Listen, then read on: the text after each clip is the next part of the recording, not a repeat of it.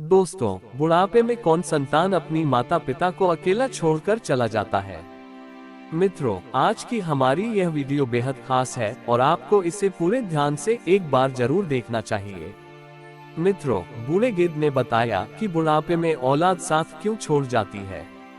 आज का वीडियो बिना स्किप किए सभी को देखना चाहिए, क्योंकि बुढ़ापा तो एक दिन सभी को आएगा। जो आज बालक है कल वही युवा बनेगा, परसों जवान होगा और आगे फिर बुढ़ापा स्वीकार करना ही पड़ेगा। चाहे कुछ भी कर लो, इसमें किसी की नहीं सुनी जाएगी। ऐसा नहीं है कि कोई व्यक्ति अधिक धनवान है तो वह कुछ रिश्वत दे देगा और बुढ़ापा उस पर असर नहीं करेगा। ऐसा नहीं है कि कोई बड़ा बहादुर है, लोग उससे डरते हैं तो बुढ़ापा भी उसके डर से उसके पास नहीं जाएगा। चाहे कोई ज्ञानी हो, धनी हो या गुणी हो, सबके सारे हुनर धरे के धरे रह जाएंगे जब बुढ़ापा आपके ऊपर आएगा। इसलिए यह जानकारी सबको ध्यान से सुननी चाहिए। इस वीडियो से पता चलेगा कि औलाद बुढ़ापे में साथ क्यों छोड़ जाती है। इस बात को समझने के लिए हमें इस कहानी को ध्यान से सुनना चाहिए। मित्रों, किसी जंगल में एक बड़ा भारी बरगद का वृक्ष था। उस वृक्ष पर हजारों पक्षी दिन भर उड़ते और बैठते रहते थे, या यूं कहिए कि पूरे जंगल के पक्षी उस वट वृक्ष पर विश्राम करने के लिए जाते रहते थे। कुछ पक्षियों का तो वह वृक्ष स्थायी निवास स्थल था। उस वृक्ष पर रहकर पक्षी अपार आनंद की अनुभूति प्राप्त करते थे। कहते हैं, हम जब किसी स्थान पर या किसी व्यक्ति के साथ एक लंबे समय तक रहते हैं तो हमें उससे मोह हो जाता है। इसी तरह उस वृक्ष पर रहने वाले सभी पक्षियों को उस वट वृक्ष से मोह हो गया था। कुछ दिनों बाद जंगल में सूखा पड़ गया। कई वर्षों से पानी नहीं बरसा। जंगल के वृक्ष सूख सूख कर मुरझाने लगे। वो वट वृक्ष भी पानी न बरसने के कारण सूखने लगा। सारे पक्षी धीरे धीरे करके उस वृक्ष को छोड़कर जाने लगे। जब वो वृक्ष पूरी तरह से सूख गया, उसके पत्ते डाली टूटकर नीचे गिरने लगी, तो उस वृक्ष पर रहने वाले सारे पक्षी उसको त्याग कर किसी दूसरे स्थान पर चले गए। केवल एक बूढ़ा गिद्ध उस वृक्ष पर अकेला बैठा रह गया। उसने देखा कि वृक्ष पर रहने वाले सारे पक्षी एक एक करके वहां से जा चुके हैं। कुछ पक्षियों ने उस बूढ़े गिद्ध से भी चलने को कहा, परंतु गिद्ध ने जाने से मना कर दिया। बूढ़े गिद्ध ने सोचा कि मेरा जन्म इसी पेड़ पर हुआ है, इसी वृक्ष पर मैं खेल कूद कर बड़ा हुआ हूँ, मेरे जीवन के सारे सुख इसी वृक्ष ने दिए हैं। आज जब इसके ऊपर विपत्ति है तो मैं इस विपत्ति में इसे अकेला छोड़कर कैसे चला जाऊं। इस वृक्ष ने मुझे पाल पोस कर बड़ा किया है, सुख दुख में मेरा साथ दिया है। मैं इस वृक्ष का ऋणी हूँ, मैं मरकर भी इस वृक्ष को छोड़कर नहीं जाऊंगा। वे लोग बड़े खुदगर्ज होते हैं जो अपने माँ बाप को बुढ़ापे में छोड़कर चले जाते हैं या परदेश में रहकर सुखपूर्वक जीवन यापन करते हैं। घर पर अपने बड़े जनों को भूल जाते हैं। ऐसी संतान को धिक्कार है जो अपने माँ बाप के बुढ़ापे का सहारा नहीं बनते। सोचो, जब तुम असहाय थे तब क्या तुम्हारे माँ बाप ने तुम्हारा साथ छोड़ा था? जब तुम बीमार हुए थे तब वे तुम्हें छोड़कर कहीं गए थे क्या? जब तुमने किसी से झगड़ा किया और तुम संकट में पड़ गए थे तो क्या तुम्हारी माँ बाप ने तुम्हें अकेला छोड़ा था?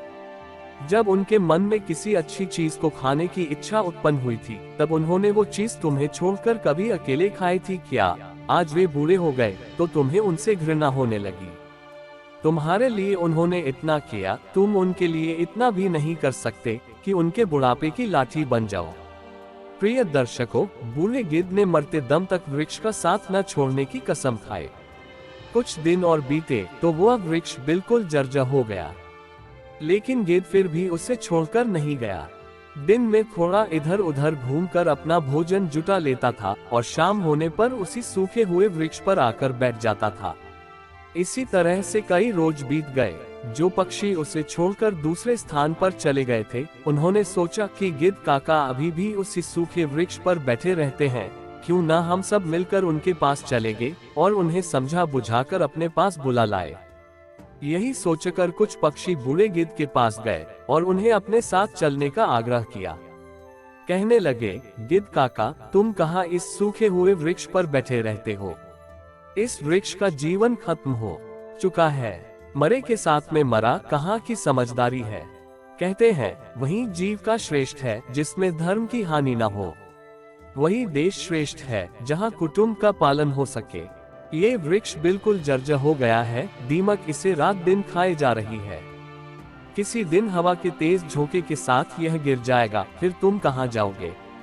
विद्वान लोग कहते हैं कि शत्रु, कर्जा, अग्नि, बीमारी, इन चारों को समय रहते दबा देनी चाहिए। जो इनसे अपना समाधान नहीं करता वह बेमौत मारा जाता है। ठीक इसी प्रकार तुम्हें भी इस वृक्ष को छोड़कर किसी खुशहाल स्थान पर अपना निवास बना लेना चाहिए। मित्रों, समस्त पक्षियों के समझाने पर भी बूढ़ा गिद्ध उस वृक्ष को छोड़ने के लिए तैयार नहीं हुआ। कहने लगा, भाइयों, यह वृक्ष मेरे माँ बाप के समान है। मेरे माता पिता मुझे जन्म देकर इसी वृक्ष पर मुझे छोड़कर चले गए थे। उनके जाने के बाद मैं इसी वृक्ष पर खेलकर बड़ा हुआ हूँ। जीवन के सारे सुख मैंने इसी वृक्ष पर पाए हैं। बचपन से लेकर बुढ़ापे तक का सफर मैंने इसी वृक्ष पर तय किया है। अब इस मुश्किल घड़ी में मैं इसका साथ छोड़कर कैसे चला जाऊं? ये मेरी सबसे बड़ी खुदगर्जी होगी। कहते हैं, भक्त, सेवक और स्नानागार जो यह कहता हो कि मैं आपका ही हूँ, इन लोगों को संकट पड़ने पर भी नहीं छोड़ना चाहिए। जो इन्हें संकट में छोड़कर जाता है उन्हें बहुत बड़ा पाप मिलता है। उन संतानों को कभी मनुष्य की योनि में जन्म नहीं मिलता। गिद्ध ने कहा, मैं अपनी मृत्यु तक इसी वृक्ष पर रहूंगा, आप लोग जाइए यहाँ से। गिद्ध की बात सुनकर सारे पक्षी निराश हो जाते हैं। वे लौटकर वापस चले जाते हैं। कुछ तो कहने लगे, भैया, इस बूढ़े के साथ साथ इसकी बुद्धि भी सठिया गई है, इसलिए उसे हमारा समझाना अच्छा नहीं लगता। अगले दिन कुछ पक्षी उसे फिर समझाने के लिए आए, लेकिन गिद्ध ने जाने से फिर मना कर दिया। इस बार सारे पक्षी लौटकर अपने घर नहीं गए। वे सीधे इंद्र के पास पहुँचे और उन्हें सारी बात बताई कि हे भगवान, हम जिस वन में रहते हैं वहाँ कई बरसों से पानी नहीं बरसा है। पूरा जंगल पानी से सुन्न है। पेड़ पौधे सब सूख चुके हैं। जंगल के सभी जीव जंतु जंगल छोड़कर दूसरे स्थान पर चले गए हैं। पर दुख की बात यह है कि जिस बरगद पर हम लोग रहते थे, उसी बरगद पर एक बूढ़ा गिद्ध भी रहता है। हम लोग तो चले आए, पर वह गिद्ध उस बरगद को छोड़कर कहीं नहीं जाना चाहता है। वृक्ष सूखकर जर्जर हो चुका है, वह कभी भी गिर सकता है। हम लोग उन्हें समझाने गए थे, पर वो फिर भी उस वृक्ष को छोड़ने के लिए तैयार नहीं हुए। वो कह रहे थे कि मरते दम तक मैं इस वृक्ष का साथ नहीं छोड़ूंगा। इसलिए हे भगवान, आप स्वयं चलकर उन्हें समझा दीजिए, शायद वह आपका कहना मान जाए। मित्रों, पक्षियों के निवेदन को इंद्र ने स्वीकार कर लिया और इंद्रदेव पक्षियों के साथ उस वन में जाकर उस बूढ़े को समझाने लगते हैं। गिद्धराज, मैं देवराज इंद्र तुम्हें समझाने आया हूँ। यह वृक्ष बहुत ही जर्जर स्थिति में पहुँच गया है। इसकी डालियां सूखकर गल चुकी है। इस पर छाया के लिए एक भी सूखा पत्ता नहीं बचा है और आप भी बहुत बूढ़े हो चुके हो। किसी दिन यह वृक्ष गिर गया तो आपकी मृत्यु हो सकती है। इसलिए इस वृक्ष को छोड़कर किसी सुरक्षित स्थान पर चले जाइए। प्रिय दर्शकों, इंद्र की बात सुनकर बूढ़ा गिद्ध कहने लगा, हे भगवान, एक बात बताओ, जब मेरा जन्म हुआ था तो मेरे माता पिता मुझे इसी वृक्ष पर छोड़कर स्वर्ग सिधार गए थे। मैं जब असहाय था तो मुझे इसी वृक्ष ने पाल पोस कर बड़ा किया। मैं इसी पर खेला खुदा हूँ, इसी पर रहकर सारे सुख उठाए हैं। इसी वृक्ष पर रहते रहते मैं बूढ़ा हो गया। मेरा पूरा जीवन इसी वृक्ष की छाव में बीता है। आज जब इस वृक्ष पर विपत्ति आ गई तो मैं इसे छोड़कर कैसे चला जाऊं? अक्सर लोग यही करते हैं कि विपत्ति आने पर गरीबी में अपने हितों का, अपने बंधुओं का साथ छोड़कर चले जाते हैं। मैं मतलबी लोगों की तरह नहीं हूँ। मैं मरते दम तक, आखिरी सांस तक अपने माता पिता के तुल्य इस वृक्ष का साथ निभाऊंगा। गिद्ध का ऐसा अद्भुत प्रेम देखकर इंद्र बहुत खुश हो जाते हैं और कहते हैं, गिद्धराज, मैं तुम्हें वरदान देना चाहता हूँ, बताओ तुम्हें क्या चाहिए? तब गिद्ध कहता है, हे भगवान, यदि देना चाहते हो तो मुझे वरदान नहीं चाहिए। इस बरगद को वरदान दे दीजिए ताकि यह हरा भरा हो जाए, इसकी आयु बढ़ जाए। मैं तो वैसे भी बूढ़ा हो चुका हूँ, थोड़े बहुत दिन का जीवन शेष बचा है। मेरे बाद इस वृक्ष की छाया में हजारों पक्षी सुखी रहेंगे। सबका भला होगा तो मुझे भी खुशी होगी। गिद्ध की बात सुनकर इंद्र ने उस वृक्ष को फिर से हरा भरा बना दिया। पूरे जंगल में पानी बरसा दिया। सारे जंगल के वृक्ष फिर से हरे भरे हो गए।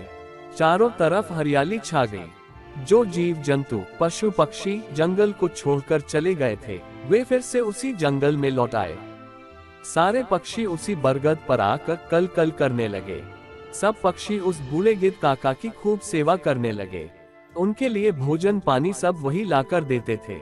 मित्रों, इस प्रकार गिद्ध का शेष जीवन सुखपूर्वक बीत गया।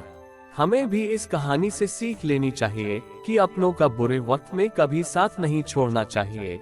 खास करके जिसने आपको जन्म दिया है, उस माँ का और पालन पोषण करने वाले उस पिता का, वे आपके जीवनदाता है। आपको पाल पोस कर बड़ा करने में उन्होंने बहुत तकलीफ उठाई है। उनके बुढ़ापे में यदि आप उनका सहारा नहीं बन पाए तो यह जीवन किसी काम का नहीं रहेगा। दोस्तों, ये वीडियो यदि पसंद आया हो तो वीडियो को लाइक करना और चैनल को सब्सक्राइब करना, साथ ही अपने मित्रों को शेयर जरूर करना। वीडियो को अंत तक देखने के लिए आप सभी का धन्यवाद। जय श्री कृष्णा।